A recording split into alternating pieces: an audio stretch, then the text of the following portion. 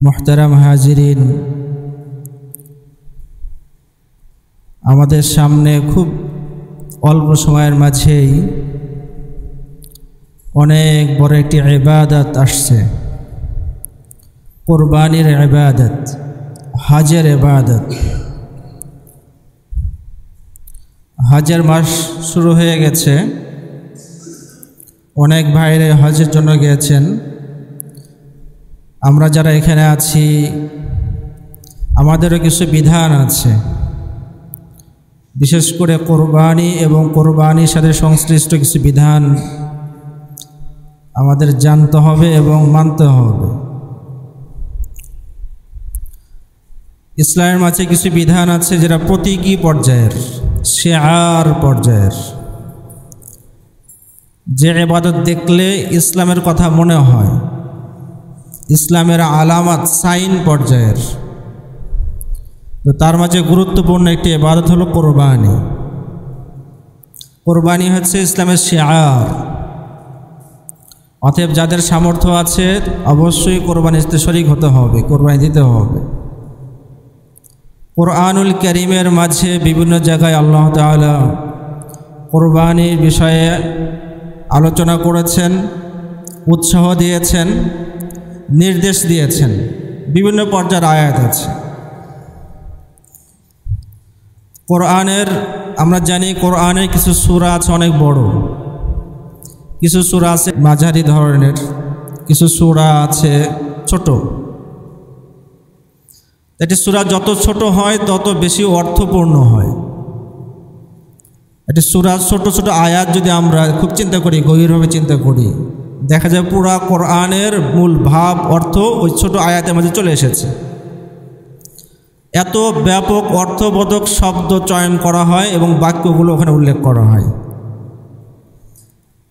সূরা যত ছোট হয় তত অর্থপূর্ণ হয়, তত ভাব গভীর হয়, তত গভীর থেকে বোঝার সুযোগ তৈরি হয়ে যায়। তো কোরআনের সবচেয়ে ছোট সূরা হচ্ছে সূরাতুল কাউসার, 3 আয়াতের সূরাটি। এই সূরার মাঝে আল্লাহ তাআলা কোরবানির নির্দেশ দিয়েছেন। এখান থেকে বোঝা যায় যে কোরবানির বিধানটি কত গুরুত্বপূর্ণ। খুবই ছোট আয়াত সূরা, 3 আয়াত বিশিষ্ট একটি সূরা। তো এই 3 আয়াতের মাঝেও কোরবানির বিষয়টি স্থান পেয়েছে। তাহলে কোরবানির বিষয় কত গুরুত্বপূর্ণ। আর এছাড়া অন্য অন্য জায়গায় তো আল্লাহ উল্লেখ করেছেন, উৎসাহ দিয়েছেন। রাসূল কারীম সাল্লাল্লাহু আলাইহি ওয়াসাল্লাম উৎসাহ দিয়েছেন, ফজিলত বর্ণনা করেছেন, নির্দেশ দিয়েছেন কোরবানির ব্যাপারে। যেন কোরবানির বিষয়টা খুবই গুরুত্ব সহকারে নেওয়া। কোরবানির ইবাদত যে লক্ষ্যে, যে উদ্দেশ্যে আমাদেরকে দেওয়া হয়েছে, ইবাদতের পিছনে যে তাৎপর্য আছে, এটা জানা এবং নিজের অন্তরের মাঝে ধারণ করার চেষ্টা করা। মানে স্বাভাবিক যেন এটা রসম বা সামাজিকতা না হয়।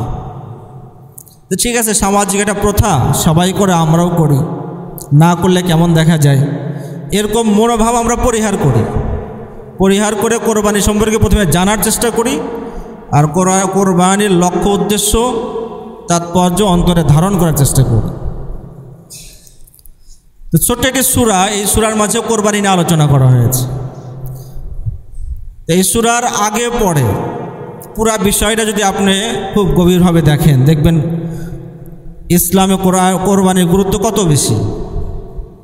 রাসূল কারীম সাল্লাল্লাহু আলাইহি ওয়াসাল্লাম যখন মক্কায় ছিলেন, দাওয়াতি কাজ করছেন। তা আমরা জানি যে মক্কার কাফের যারা ছিল তারা রাসূল সাল্লাল্লাহু আলাইহি ওয়াসাল্লামকে বিভিন্নভাবেই নির্যাতন করেছে, লাঞ্ছিত করেছে। মানে যতভাবে রসুলকে খাটো করা যায়, হেয় করা যায়, তার সব পন্থায় অবলম্বন করেছে। এমনকি যখন দেখা গেল যে দিন দিন রসুল সাল্লাল্লাহু আলাইহি ওয়াসাল্লামের অনুসারীরা বেড়ে যাচ্ছে, মুসলমান বেড়ে যাচ্ছে, ইমানদার বেড়ে যাচ্ছে, তখন ওই মুসলিম বা ইমানদারদেরকে ভিন্ন ভিন্ন করে বোঝানো হয়েছে। রসুল সাল্লাল্লাহু আলাইহি ওয়াসাল্লামের ব্যাপারে তাদের অন্তরে বিভিন্ন সংশয়, সন্দেহ ঢুকানোর চেষ্টা করা হয়েছে, যাতে করে তারা রসুলকে অনুসরণ না করে, ইসলাম থেকে সরে যায়, ঈমান থেকে সরে যায়। রসুল সাল্লাল্লাহু আলাইহি ওয়াসাল্লামের জীবনে কীভাবে কালিমা লেপন করা যায়, কীভাবে কলুষিতভাবে উপস্থাপন করা যায় সেই চেষ্টা করেছে। তো তারা যে সকল পদ্ধতি অবলম্বন করেছে তার মাঝে উল্লেখযোগ্য একটি পদ্ধতি হলো রাসূল করিম সাল্লাল্লাহু আলাইহি ওয়াসাল্লামকে আবতার বলা। আবতার একটা আরবি শব্দ, সূরা কাউসারের শেষের দিকে আছে, ইন্না শানিআকা হুয়াল আবতার, আরবি শব্দ। এর অর্থ হলো যে জিনিসের পিছনে অংশ থাকে না অথবা লেজ থাকে না তাকে আবতার বলে। তো এক্ষেত্রে মানুষের ক্ষেত্রে যে মানুষের হয়তো পুরুষ সন্তান নাই, তো স্বাভাবিক আমরা জানি যে পুরুষ সন্তান যদি না থাকে তাহলে ওই ব্যক্তি মারা গেলে বংশ ধরে রাখার জন্য আর কোনো লোক থাকে না। মেয়েরা তো অন্যর ঘরে চলে যায়, নিজের ঘর পুরা খালি হয়ে যায়। এই জন্য কোনো ব্যক্তি যদি পুরুষ সন্তান না থাকে তো আরবিতে তাকে আবতার বলা হতো, অর্থাৎ তার ঐতিহ্য ইতিহাস তার বংশকে অগ্রসর করার জন্য এগিয়ে নিয়ে যাওয়ার জন্য কোনো লোক নাই। তো এটা তাদের জন্য তাদের মধ্যে একটা গালি ছিল। রাসূল করিম সাল্লাল্লাহু আলাইহি সাল্লামের যেহেতু আল্লাহ তাআলা পুরুষ ছেলে সন্তান দিয়েছিলেন, পরে নিয়ে গেছেন। রাসূল সাল্লাল্লাহু আলাইহি সাল্লামের 3 জন ছেলে সন্তান হয়েছিল, এর মাঝে 2 জন আম্মাজান খাদিজা রাদিয়াল্লাহু আনহার থেকে কাসেম এবং আব্দুল্লাহ 2 জনই ছোটোবেলায় ইন্তেকাল করেছেন রাদিয়াল্লাহু আনহুমা। এবং আরেকজন মারিয়া এর থেকে হয়েছে ইব্রাহিম রাদিয়াল্লাহু আনহু, উনিও ছোটোবেলায় ইন্তেকাল করেছেন। তো ছেলে সন্তান যেহেতু ছোটোবেলায় ইন্তেকাল করেছে এবং রাসূল করিম সাল্লাল্লাহু আলাইহি ওয়াসাল্লামের কোনো ছেলে সন্তান নাই, তো ওই সময়কার প্রথা অনুযায়ী তারা ধরে নিয়েছিল এটা যে 2-1 দিনের জন্য আছে, 2-1 দিনের জন্য সে রাসূল বা নবীর দাবি করছে, কিন্তু মারা যাওয়ার পরে তো তার কথা বলনেওয়ালা থেকেও থাকবে না, তার চিন্তা চেতনা তার বংশকে এগিয়ে নিয়ে যাওয়ার জন্য কেউ তো নাই। তো এই কথা বলে মূলত রাসূল সাল্লাল্লাহু আলাইহি ওয়াসাল্লামকে হেয় করার উদ্দেশ্য ছিল তাদের, সাথে সাথে যারা ইমানদার মুসলিম মুমিন যারা আছে তাদের মনের মাঝে সংশয় ঢুকে দেওয়া যে তোমরা এমন নেতার অনুসরণ করছো যার বংশকে এগিয়ে নিয়ে যাওয়ার মতো কোনো লোক নাই, যে কয়দিন আছে হয়তো নেতা হয়ে আছে, যখন থাকবে না তার চিন্তা শেষ হয়ে যাবে, বিলুপ্ত হয়ে যাবে। রাসূল করিম সাল্লাল্লাহু আলাইহি ওয়াসাল্লাম এই সকল কথা শুনে স্বাভাবিক কিছুটা প্রভাব তো আসে, যদিও বা আল্লাহর উপর পূর্ণ ইয়াকিন ছিল। তো আল্লাহ তাআলা রাসূলকে সান্ত্বনা দেওয়ার জন্য সুসংবাদ দিয়েছেন। সূরাতুল কাউসারের মাঝে রাসূলের ব্যাপারে 2টি সুসংবাদ আছে এবং 2টি দায়িত্ব আছে। 3 আয়াতের মাঝে 4টি বিষয় নিয়ে আলোচনা হয়েছে, 2টি সুসংবাদ নিয়ে আলোচনা হয়েছে আর 2টি দায়িত্ব নিয়ে আলোচনা হয়েছে।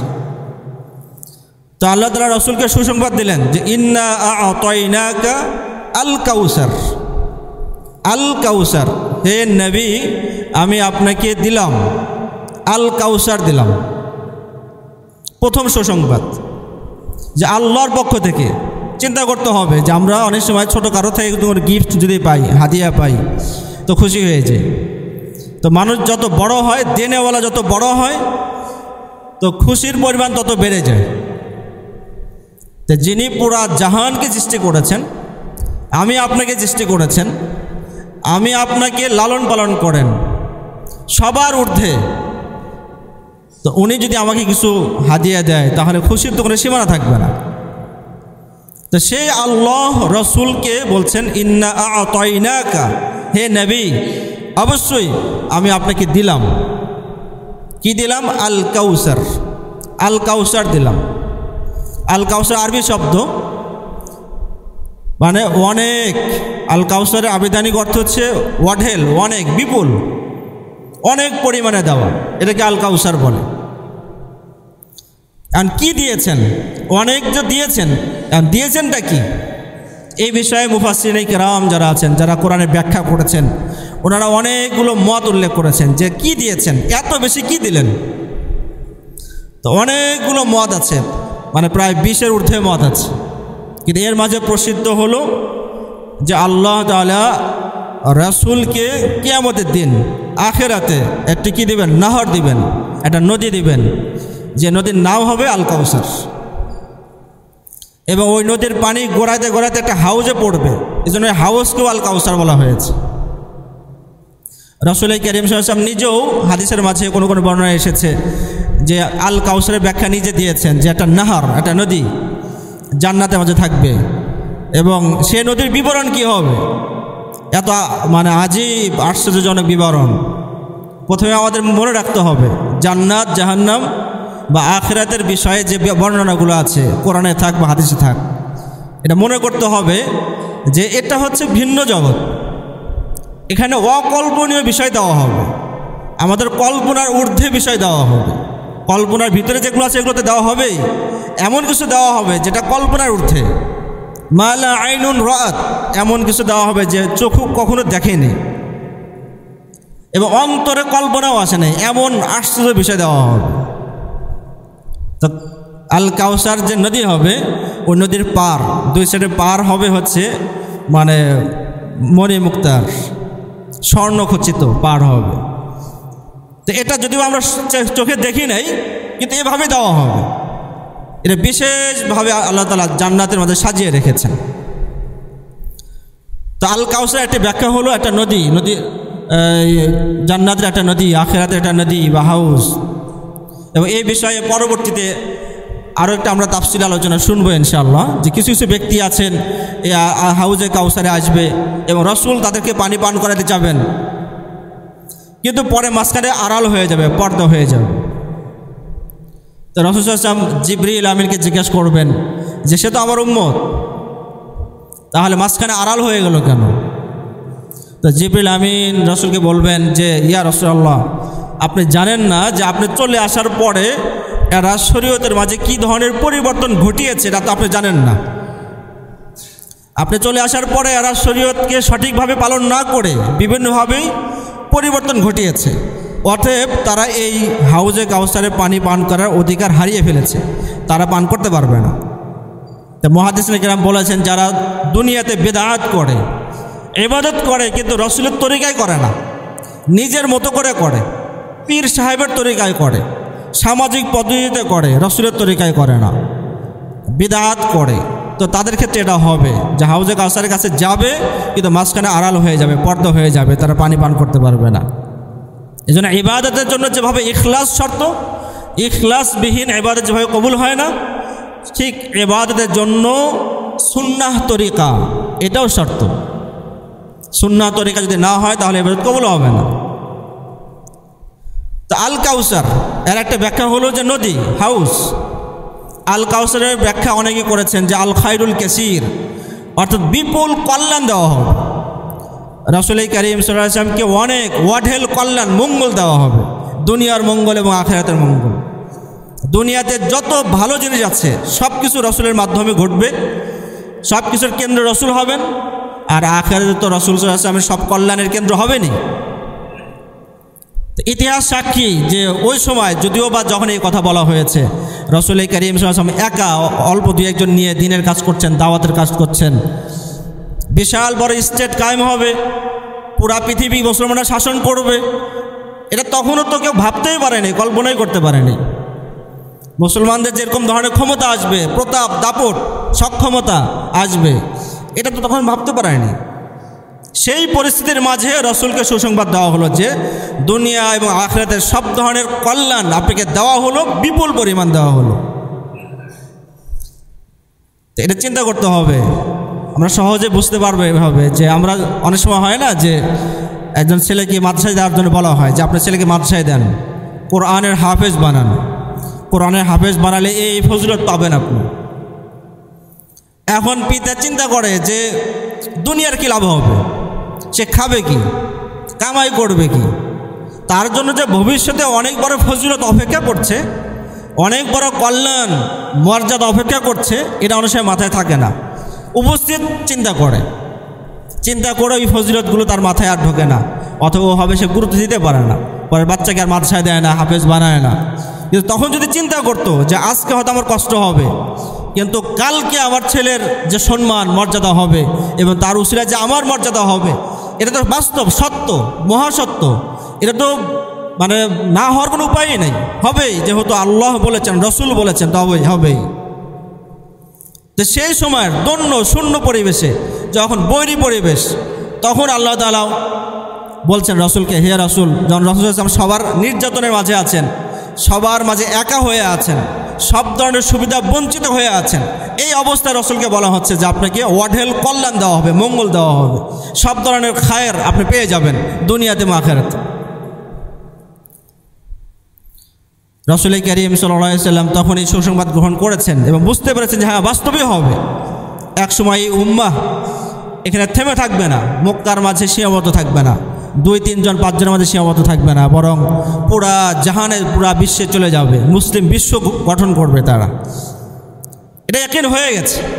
সাহাবায়ে কেরামও মানে বুঝতে পেরেছেন যে এক সময় ভবিষ্যৎ আসবে, সুন্দর হবে।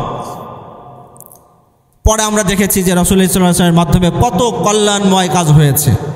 এই সব কিছুর ভবিষ্যৎবাণী ওই আয়াতের মাঝে আল্লাহ তাআলা করেছেন যে হে রাসূল, আপনাকে দিলাম আল কাউসার, সব ধরনের কল্যাণ ওয়াঢেলভাবে, বিপুলভাবে আপনাকে দিয়ে দিলাম।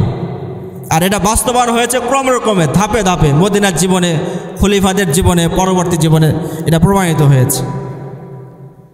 আল কাউসারের একটা অর্থ এটাও করা হয়েছে কোরআন নিজেই আল কাউসার, কারণ কোরআন সকল কল্যাণের কেন্দ্র, উৎস। কোরআন থেকেই সব কিছু বের হয়েছে, সব কল্যাণের দিশা পাওয়া গেছে কোরআন থেকে। এই জন্য কোরআনকেও অনেকে আল কাউসার বলেছে। যাই হোক, আরও অনেক মত আছে। সংক্ষেপে হলো যে রাসূল সাল্লাল্লাহু আলাইহি ওয়াসাল্লামকে একটা সুসংবাদ দেওয়া হয়েছে সেই বৈরী পরিবেশের মাঝে যারা দ্বীনের কাজ করে। এখান থেকে আমরা শিক্ষা নিতে পারি, যারা বৈরী পরিবেশের মাঝে দাওয়াতি কাজ করছে, পরিবারে কেউ নামাজ পড়ে না কিন্তু সে একা নামাজ পড়ে এবং অন্যকে নামাজের দাওয়াত দেয়। পরিবারে কেউ ইসলাম মানতে চায় না, পর্দা মানতে চায় না, কিন্তু সে মানতে চায়, তো তার জন্য পরিবার বৈরী পরিবেশ। সে নিজে পর্দা মানে অন্যকে পর্দা মানার জন্য উৎসাহ দেয়, দাওয়াত দেয়। তো তার জন্যও কিন্তু আল্লাহ তাআলা খায়রে কাসির দিবেন, অনেক মঙ্গল দিবেন তাকে। যেভাবে রাসূল সাল্লাল্লাহু আলাইহি ওয়াসাল্লামকে অনেক মঙ্গল দিয়েছেন, কল্যাণ দিয়েছেন, খায়ের দিয়েছেন, তার জন্যও একটা বরাদ্দ আছে।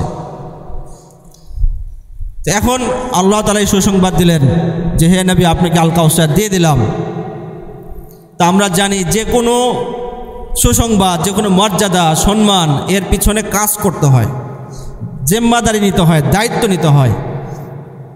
দায়িত্বের পরে, কাজ করার পরে একটা মর্যাদা আসে, একটা সম্মান আসে।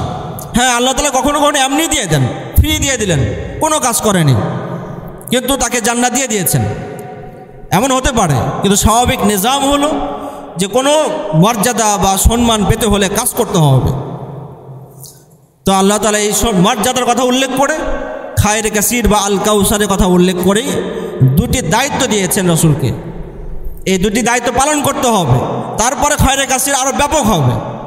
অথবা এটাও হতে পারে যে আপনাকে অনেক কল্যাণ দিলাম, আপনি শুকরিয়া আদায় করেন, এই দুইটা কাজের মাধ্যমে। তো পরের আয়াতের মাঝে আল্লাহ তাআলা দুটি দায়িত্ব দিয়েছেন, ফাসল্লি লি রাব্বিকা, ফাসল্লি প্রথম দায়িত্ব এটা, ফাসল্লি আপনি নামাজ পড়েন, লি রাব্বিকা আপনার রবের জন্য, ওয়ানহার এটা দ্বিতীয় দায়িত্ব। ওয়ানহারের প্রসিদ্ধ ব্যাখ্যা হলো যে আপনি কোরবানি করেন। তাহলে আল্লাহর পক্ষ থেকে রসুলকে খায়রে কাসির আল কাউসার দেওয়া হয়েছে, সাথে দুটি দায়িত্ব দেওয়া হয়েছে। প্রথম দায়িত্বই হলো নামাজ, সালাত, দ্বিতীয় নম্বর দায়িত্ব হচ্ছে কোরবানি। তাহলে দেখেন যে কোরবানির গুরুত্ব কত বেশি। নামাজের পরেই কোরবানির কথা উল্লেখ করা হয়েছে।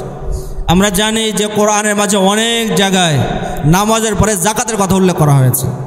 আকিমুস সালার পরে আতুস জাকাতের কথা উল্লেখ করা হয়েছে অনেক জায়গায়, কিন্তু এই জায়গায় নামাজের পরে কোরবানির কথা উল্লেখ করা হয়েছে বিশেষভাবে। এটা কোরবানির সাথে এই সূরাগুলোর সাথে, এই আয়াতগুলোর সাথে বিশেষ একটা সম্পর্ক আছে।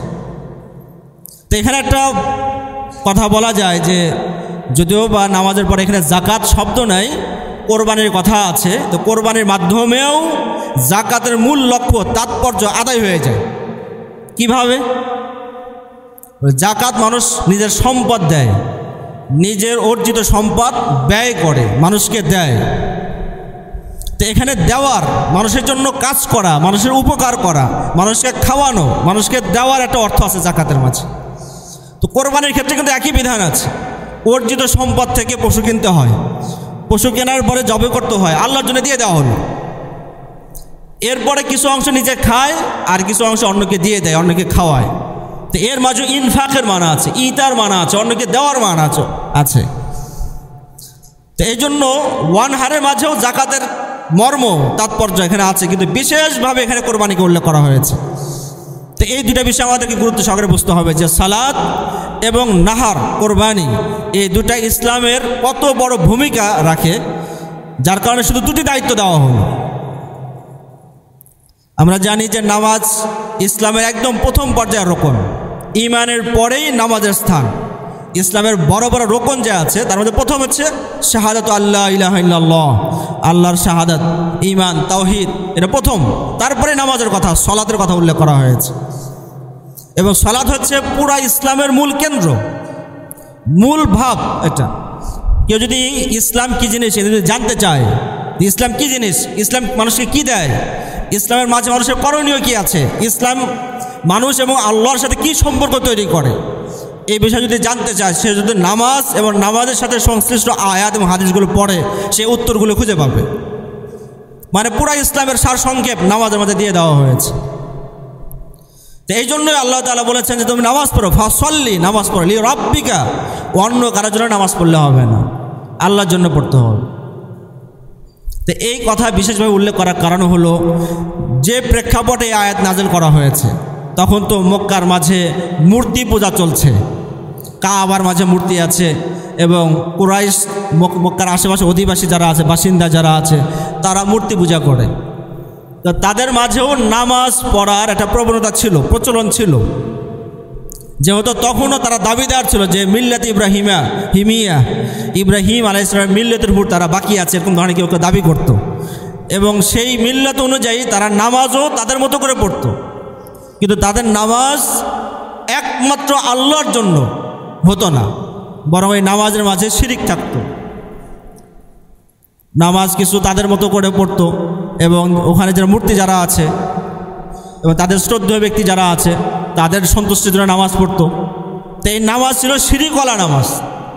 এই জন্য রসুলকে সাবধান করা হয়েছে, ফাসল্লি, আপনি নামাজ পড়েন, এই নামাজের মধ্যে ইখলাস থাকতে হবে, তাওহীদ থাকতে হবে, একমাত্র আল্লাহর জন্য আপনার নামাজ হতে হবে। তো এখান থেকে এই বার্তা দেওয়া হয়েছে যে আপনি যে ইবাদতই করেন না কেন, এখানে লি রব্বিকা মনে রাখতে হবে যে আপনার ইবাদত হওয়া উচিত আপনার রবের জন্য, ইখলাসপূর্ণ হওয়া দরকার। সূরা ফাতিহার মাঝে আমরা বলি ইয়্যাকা না'বুদু, ইয়্যাকা মানে হে আল্লাহ শুধু আপনারই, না'বুদু ইবাদত করি। তো এখানেও কিন্তু এই শিক্ষা দেওয়া হয়েছে যে ইবাদত শুধু আল্লাহর হবে, অন্য কারোর জন্য না, অন্য কারো ইবাদত করলে হবে না। কিছু কিছু ক্ষেত্রে তো আমাদের বুঝে আসে যে নামাজ, রোজা এগুলো বড় বড় ইবাদত আল্লাহর জন্য হতে হবে, সহজে বুঝে আসে। কিন্তু কিছু কিছু ক্ষেত্রে আমরা হোঁচট খেয়ে যাই, আমরা ভ্রান্তির শিকার হয়ে যাই। তার মাঝে বড় একটা বিষয় হচ্ছে যে মান্নত করা। অনেক সময় দেখা যায় পীর সাহেবের দরবারে গেছে, তো মান্নত করে আসে, পীর সাহেবের সন্তুষ্টির জন্য দান করে, ছাগল দেয়, মুরগি দেয়, গরু দেয়। কোরবানির ক্ষেত্রে সময়ের সময় দেখা যায় নিজে একটা কোরবানি করে আর একটা গরু পীর সাহেবের সন্তুষ্টির জন্য মাজারে পাঠিয়ে দিয়েছে, এরকম হয়। তো এই ইবাদত তো লি গায়রিল্লাহ হলো, লি রব্বিকা হয়নি, আপনার রবের জন্য হয়নি, বরং অন্য কোনো ব্যক্তির জন্য হয়েছে, এটা শিরিক হয়ে গেল। কিছু কিছু ক্ষেত্রে তো একদম পরিষ্কার শিরিক হয়ে যায়, আর কিছু কিছু ক্ষেত্রে শিরিক না হলেও হারাম এবং গুনার কাজ হয়ে যায়। এই জন্য আমাদের সবসময় মনে রাখতে হবে ইবাদত ছোট হোক বড় হোক যে ধরনের হোক না কেন, অবশ্যই যেন লি রব্বিকা এটা যেন থাকে, এই ভাব যেন আমার মাঝে থাকে, তাওহীদ এবং ইখলাস যেন থাকে, এটা মনে রাখতে হবে। কোরবানির ক্ষেত্রেও তাই। কোরবানির ক্ষেত্রে অনেক সময় সামাজিক প্রথা অনুযায়ী আমরা কাজ করি, যে ঠিক আছে সবাই করে, এখন আমি যদি কোরবানি না দিই কেমন দেখা যায়, কোরবানি একটু বড় করে দিতে হবে যেহেতু পরিবারের লোক বেশি। আরও কত ধরনের সামাজিক চিন্তা আমাদের মাঝে কাজ করে। সব কিছু ঝেড়ে ফেলেন, অন্তরে যদি এসেও যায় তৎক্ষণাৎ আপনি ইস্তেগফার পড়েন এবং চিন্তা করেন যে এটা শয়তানের পক্ষ থেকে আপনার অন্তরের মাঝে দেওয়া হয়েছে। ইস্তেগফার করে আপনি নিয়ত পরিষ্কার করেন যে আমি কোরবানি দিচ্ছি আল্লাহর জন্য। যত কথাই মাথায় আসুক না কেন, যেহেতু শয়তান বসে আছে আপনাকে প্ররোচনা দেওয়ার জন্য, উল্টাপাল্টা চিন্তা করানোর জন্য। তো কখনো এরকম চিন্তা আসলেই তৎক্ষণাৎ আপনি ঘুরে যাবেন এবং চিন্তা করবেন যে না, কোরবানি আল্লাহর জন্য হবে, অন্য কারোর জন্য হবে না, শুধু আল্লাহর সন্তুষ্টির জন্যই হবে, অন্য কোনো ইচ্ছা নেই আমার, যাতে করে ইখলাসের সাথে আমরা কোরবানি আদায় করতে পারি। এবং আমার কাজের মাঝে যেভাবে কোরবানির তাৎপর্য এবং কোরবানির যে লক্ষ্য উদ্দেশ্য এটা যেন পরিপূর্ণভাবে প্রতিফলিত হয়, পরিপূর্ণভাবে সম্পাদিত হয়, এটা আমরা চেষ্টা করে যাব। এইদিকেই আল্লাহ তাআলা রাসূলকে ইঙ্গিত করেছেন যে ফাসল্লি লিরাব্বিক ওয়ানহার, কোরবানিও আল্লাহর জন্য হতে হবে। নাহার শব্দ ব্যবহার করা হয়েছে। তো আমরা জানি যে উটের ক্ষেত্রে নাহার করা হয়, অর্থাৎ উট দাঁড়িয়ে থাকে এবং দাঁড়িয়ে চাকু মেরে জবে করা হয়। আর গরু বা ছাগলের ক্ষেত্রে জবাহ শব্দ ব্যবহার করা হয়, মানে শোয়ানোর পরে তারপর জবে করা হয়। তো ওয়ানহার, উটের নাহারের কথা বলা হলেও এখানে ব্যাপক অর্থে কোরবানির কথাই বলা হয়েছে। তো এখানেও সাবধান করা হয়েছে রাসূলকে যে আপনার কোরবানি যেন আল্লাহর জন্য হয়, আপনার রবের জন্য হয়। তারপর মক্কার কাফের যারা আছে তারাও কোরবানি করত। মানে কোরবানি কিন্তু এটা মানে অনেক প্রাচীন, অনেক মানে পুরাতন একটা ইবাদত। আদম আলাইহিস সালাম থেকে ইবাদত চলছে। কোরআনের মাঝে আদম আলাইহিস সালামের ছেলের কোরবানি দেওয়ার কথা উল্লেখ হয়েছে, হাবিল এবং কাবিলের। কোরআনে মানে আরও গুরুত্ব সহকারে বলা হয়েছে ওয়াতলু আলাইহিম নাবা ইবনে আদম বিল হক, আদম আলাইহিস সালামের দুই ছেলের ঘটনা আপনি শোনান, এবং সত্য ঘটনা এটা। আপনি তখন না থাকলেও আপনাকে জানানো হয়েছে ওয়াহির মাধ্যমে, সত্য ঘটনা আপনি মানুষকে শোনান। কি ঘটনা? যে দুনু ভাই ওনারা কোরবানি করেছেন, কররাবা কুরবানান, দুজনই কোরবানি করেছেন। তুকব্বিলা মিন আহাদিহিমা, একজনের কোরবানি কবুল করা হয়েছে, আর একজনের কোরবানি কবুল করা হয়নি। তো যার কোরবানি কবুল করা হয়নি উনি ওই ঘটনার প্রবাহে উনি রেগে গেছেন এবং বলেছেন যে আমি তোমাকে হত্যা করব। আর যার কোরবানি কবুল করা হয়েছে, গ্রহণ করা হয়েছে, গৃহীত হয়েছে, উনি একটা নীতি বলেছেন, সুন্দর কথা বলেছেন, ইন্নামা ইয়াতাকাব্বালুল্লাহু মিনাল মুত্তাকিন, আল্লাহ তাআলা শুধু তাকওয়া ওয়ালাদের কোরবানি কবুল করে, অন্যদের কোরবানি কবুল করে না। তা আমি কোরবানি করছি, নাহার করছি, অন্তরে যদি তাকওয়া থাকে ইনশাআল্লাহ এই কোরবানির মর্যাদা ফজিলত আমি পেয়ে যাব, কবুল হয়ে যাবে। আর আমি নাহার করছি, কোরবানি করছি, কিন্তু আমার অন্তরে তাকওয়া নাই, আল্লাহর জন্য আমি করছি না, অন্য কারোর জন্য করছি, তাহলে এই কোরবানি কবুল হবে না। তো এই কোরবানির প্রথা অনেক, এই কোরবানির ইবাদত অনেক পুরাতন। প্রত্যেক নবী এবং রাসূলের শরিয়ার মাঝেই কোরবানির নিয়ম ছিল, ইবাদতের নিয়ম ছিল। রাসূল কারীম সাল্লাল্লাহু আলাইহি ওয়াসাল্লামকে মক্কার মাঝে বলে দেওয়া হয়েছে যে আপনি নাহার করেন আপনার রবের জন্য। তার ওই সময় কুফফার যারা আছে, কাফের যারা, তারাও কোরবানি করত, কিন্তু কোরবানি কার জন্য করত? ওই মূর্তি এর সন্তুষ্টির জন্য। তো এটাকে নিষেধ করা হয়েছে, মূর্তির সন্তুষ্টি করার জন্য যদি কেউ কোরবানি করে শিরক হয়ে যাবে।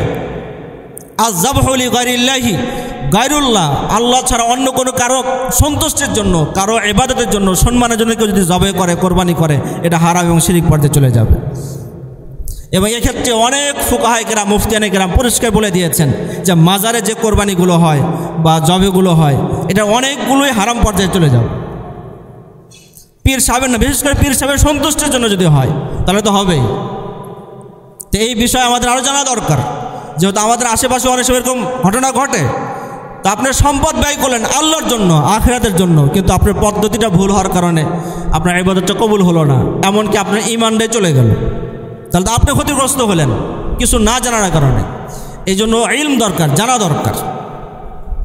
তো রাসূল কারীম সাল্লাল্লাহু আলাইহি ওয়াসাল্লামকে দুটি দায়িত্ব দেওয়া হয়েছে, নামাজ এবং কোরবানি। এবং পরে আরেকটি সুসংবাদ দেওয়া হয়েছে। ওই যে প্রথমে বলা হয়েছিল যে রাসূল সাল্লাল্লাহু আলাইহি ওয়াসাল্লামকে যারা হেউ করার জন্য বলতো যে ওনার তো পুরুষ সন্তান নাই, ছেলে সন্তান নাই, উনি মারা গেলে তো ওনারকে ধরে রাখার মতো, বংশ এগিয়ে নিয়ে যাওয়ার মতো কেউ নাই।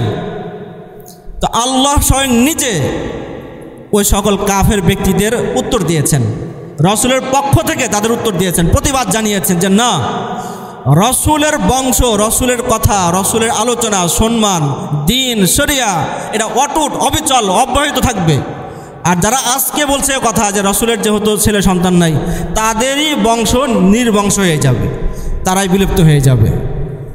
তো বাস্তবতায় আজ পর্যন্ত 1400 বছর হয়ে গেছে, কিয়ামত পর্যন্ত রাসূলের নাম থাকবে, রাসূলের শরিয়া থাকবে, রাসূলের মেয়ের ঘরের আওলাদরা এখনও আছে, সৈয়দ বংশের লোক এখনও আছে। কিন্তু সেই আবু জাহেল কোথায়, উতবা সাইবা কোথায়, তাদের বংশ কোথায়? তারাই নির্বংশ হয়ে গেছে। ইন্না শানিয়াকা, হে রাসূল, যে আপনার অপবাদ রটায়, যে আপনার প্রতি ঘৃণা ছড়ায়, যে আপনার কালিমা লিপন করতে চায়, আপনার বিরুদ্ধাচরণ করে, দুশ্মনী করে, তারাই আবতার হবে, তারাই নির্বংশ হবে, আর আপনার কথা প্রচার হতে থাকবে, প্রচার হতে থাকবে। আল্লাহ তাআলা কোরআনে আর জায়গায় বলেছেন, রাফা'না লাকা যিকরাক, হে রাসূল আপনার কথা, আপনার স্মরণ আমি অনেক সুউচ্চ করেছি, সমুন্নত করেছি। এত এত এত এত উচ্চ মাকামে রাসূলের নাম নিয়ে গেছেন যে আল্লাহর সাথে রাসূলের নামও উচ্চারণ হয়, লা ইলাহা ইল্লাল্লাহ মুহাম্মাদুর রাসূলুল্লাহ। এবং প্রতিদিন 5 ওয়াক্ত নামাজে আজান হচ্ছে, এবং আজানের মাঝে আল্লাহর কালিমার সাথে রাসূলের কথাও, রাসূলের রিসালাতের কথা বলা হচ্ছে, আশহাদু আল্লাহ বলে, এবং পুরা বিশ্বের মাঝে উচ্চারিত হচ্ছে। এবং বলা যেতে পারে যে দিন রাত এটা হচ্ছেই। কারণ এখন যে আমরা আছি দুপুরবেলা, কোনো দেশে হয়তো দেখা যাবে এখন আসরের সময় হয়েছে, কোনো দেশে এখন মাগরিবের সময় হয়েছে, কোনো দেশে এখন এশার সময় হয়েছে, কোনো দেশে দেখা যাবে এখন হয়তো ফজরের কাছাকাছি হয়ে গেছে। তার মানে আজান হচ্ছেই। পুরা বিশ্বের যদি আমরা সময় দেখি তাহলে একের পর এক আজান হচ্ছেই, মানে রাসূলের নাম উচ্চারিত হচ্ছে, আল্লাহর সাথে সাথে রাসূলের নাম উচ্চারিত হচ্ছে। তা রাসূল তো এখনও আছেন, রাসূলের রিসালাত এখনও আছে, শরীয়ত এখনও আছে। আর যারা রাসূলকে হেয় করার চেষ্টা করেছে, অপমান করার চেষ্টা করেছে, তারা নির্বংশ হয়ে গেছে, তারা বিলুপ্ত হয়ে গেছে, তাদের কোনো কথা, তাদের কোনো বংশ আর বাকি থাকে নেই। এটাই হচ্ছে আল্লাহ তাআলার নিজাম। যারা আল্লাহর কাজ করবে, আল্লাহর দাওয়াত দিবে, বই পরিবেশে ধৈর্য ধরে যারা দ্বীনের কাজ এগিয়ে নিয়ে যাবে, তাদের কথা বাকি থাকবে, তারাই অবশিষ্ট থাকবে, তারাই এই দুনিয়া এবং আখিরাতের হকদার হবে। আর বাকি যারা আছে তারা আস্তে আস্তে নির্বংশ হতে থাকবে। হয়তোবা তাদের ছেলে সন্তান থাকবে, থাকলেও কোনো কাজের হবে না, কোনো না কোনো দিক থেকে তারা বিপর্যয়ের সম্মুখীন হবেই। এটা আল্লাহর নিজাম, যেটা রাসূলের মাধ্যমে এবং মক্কার কাফেরদের মাধ্যমে এটা প্রতিষ্ঠিত করে গেছেন। তো এই ছোট একটি সূরা, 3 আয়াত বিশিষ্ট সূরার মাঝে দুটি সুসংবাদ দেওয়া হয়েছে। একটি হলো আল কাউসার রাসূলকে দেওয়া হয়েছে, দ্বিতীয় নাম্বার যারা রাসূলের বিরুদ্ধে যাবে, রাসূলের কুচ্ছা রটাবে, তারা ধ্বংস হয়ে যাবে, নির্বংশ হয়ে যাবে। এই দুটি সুসংবাদ দেওয়া হয়েছে, আর দুটি দায়িত্ব দেওয়া হয়েছে, নামাজ এবং কোরবানি। তা আল্লাহ তাআলা আমাদেরকে এই সুসংবাদের ভাগী হওয়ার তৌফিক দান করেন। এবং যে দুইটা দায়িত্ব দেওয়া হয়েছে আমাদেরকে, রাসূলের মাধ্যমে সালাত আদায় করা এবং কোরবানি করা, এই দুটো দায়িত্ব যেন আমরা যথাযথভাবে আদায় করতে পারি, এবং কিয়ামতের দিন আল্লাহর রাসূলের সামনে আমরা সঠিক তরিকার উম্মত হিসাবে যেন আমরা উপস্থাপিত হতে পারি। আল্লাহ তাআলা আমাদের তৌফিক দান করেন, আমিন ইয়া রাব্বাল আলামিন।